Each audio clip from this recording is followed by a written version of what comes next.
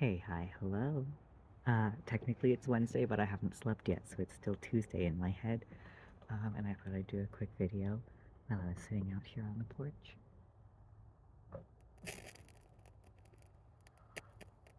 Oh, it's just the squirrels in the walls. I I'm very privileged in that I have a place to sleep that is above freezing in the winter. Um, I do, however, have a landlord that lives out of province and waits until things are broken before actually fixing them. So we have squirrels that live in the upper half of the building in the walls, and our landlord's aware, and he hasn't done anything about it.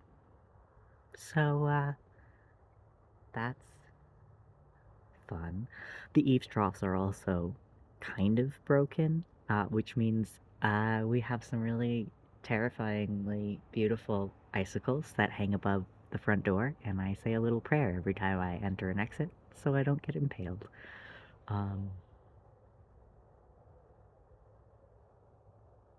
the rent here is really expensive, like here as in this city, and with the income that me and my fiance make, we can afford to live in this place, but probably not move to any other place comparable in size. So we have been doing our best to survive, and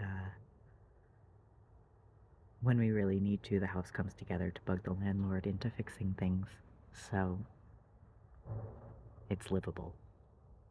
But that's enough about my rental situation. Kate, your video this week was fascinating. I loved hearing your recounting of historical fact. I think it's really cool.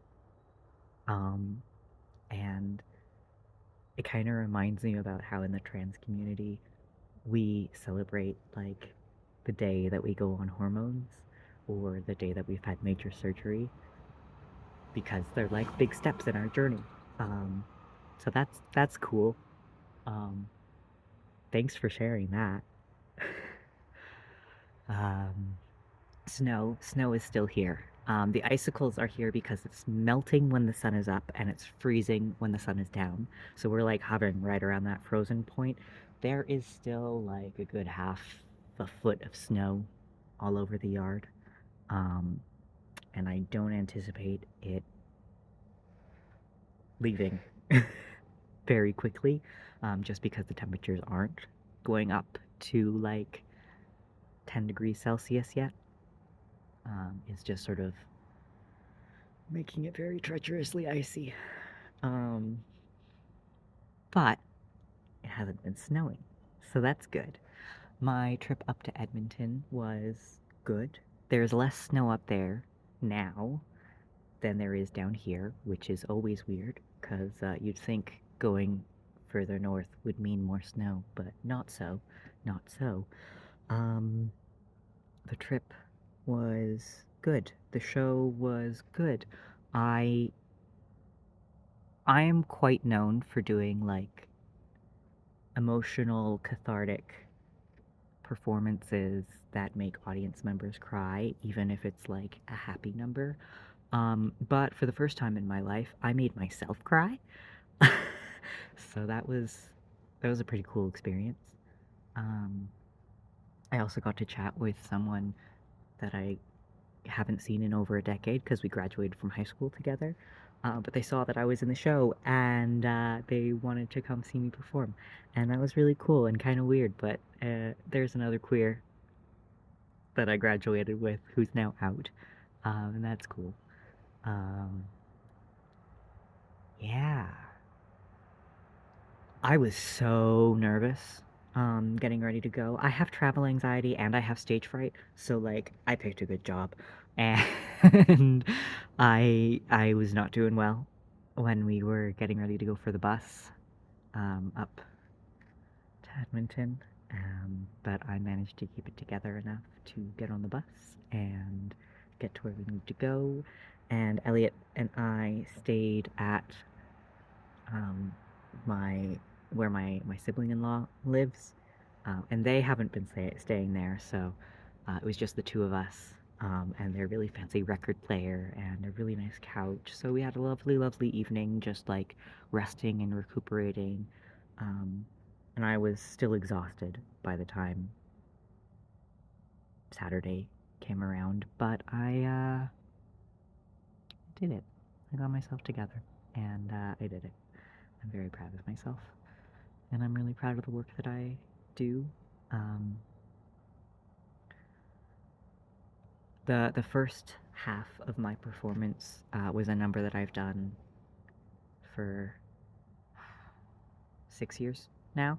I retired it for a bit because I was hoping that the world had gotten to a place where we wouldn't need this number, but I brought it back because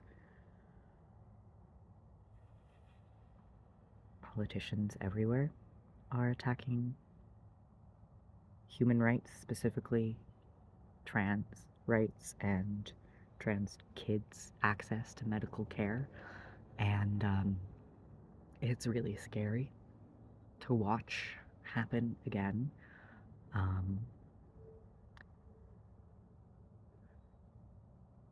Not to mention, I mean, yes, to mention the ongoing genocide, because those are all interconnected, and white supremacy seeks to carry out eugenics wherever possible to create um,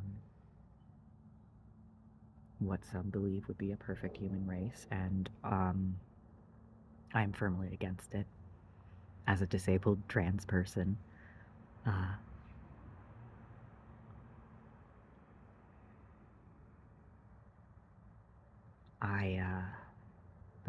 the song that I perform to is called "The Village" by Rabel, Wrabel, and I put some photos of me, and I put some photos from Westlock, Alberta, which just recently voted a ban for colorful sidewalks because the bigots in Westlock didn't like that there was a rainbow crosswalk. So there are some photos from that, and there was also photos from some of the protests that I went to in the last couple of months, both Palestinian and trans rights protests. And part of the number, how it's always been, has me like ripping apart a shirt to reveal my publicly funded flat chest. And I have been saving a Gryffindor shirt for that very purpose. Um, and the timing is just impeccable with the knowledge that not only is she a giant TERF and a bigot, she is also a Holocaust denier, specifically how Nazis targeted the genderqueer and sexually diverse community. If you didn't know, now you know. The first book burning by Nazis was all of the scientific research out of a trans health clinic. And the author of Harry Potter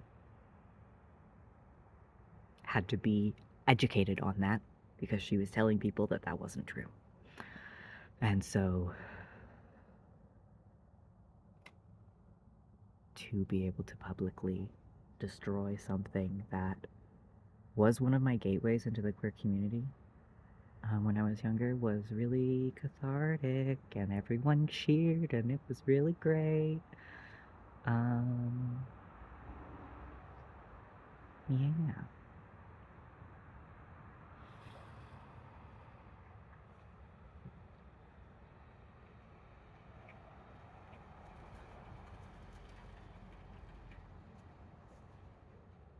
I'm really glad to know you all. And I'm really glad to be alive and be who I am, and that's a pretty powerful thing. So, thanks. And think next week I'll talk more about the residency that I'm in, because I'm at the 10-minute mark, and I need to upload this and think about sleep. So, DFTPA, and I will see you on Tuesday.